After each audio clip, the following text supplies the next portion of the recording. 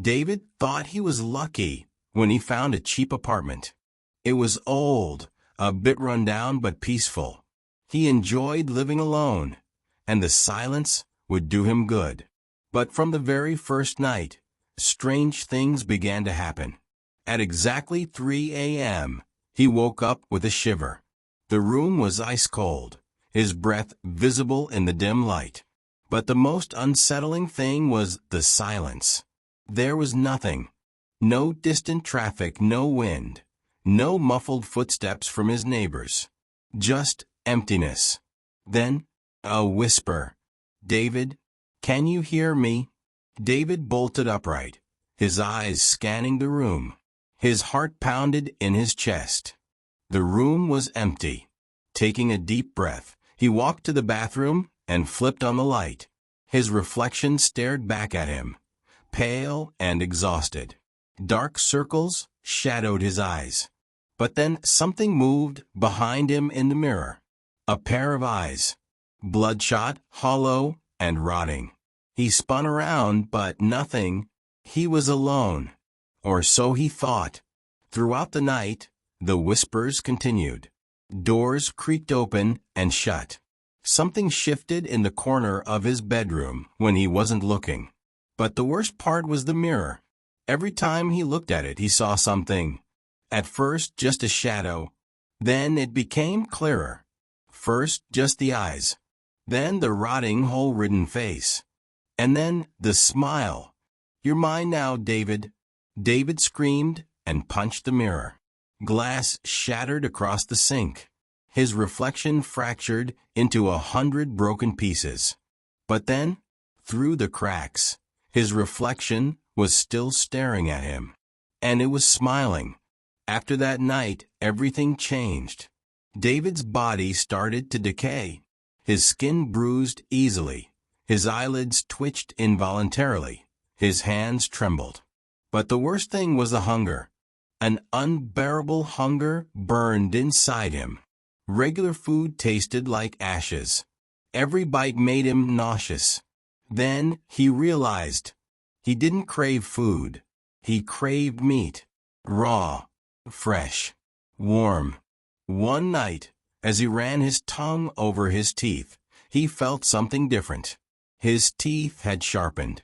Panicking, he ran his fingers over them. His canines were now razor-sharp. And then the whisper returned. "You're hungry." "I know." David didn't resist anymore. The hunger had taken over. And that night, he committed his first murder. By dawn, David's hands were soaked in blood. The iron scent filled his nostrils, making his stomach churn. But at the same time, he felt satisfied. On his bedroom floor, his neighbor James lay lifeless. His throat was ripped open, his chest tore apart. David's fingernails were still caked with flesh. But the worst part? James no longer had a face. David had eaten it. He clutched a skull, panting. The whisper in his mind laughed. "You've fed me, but I need more." David turned to the mirror, but his own reflection was gone. Instead, someone else was there.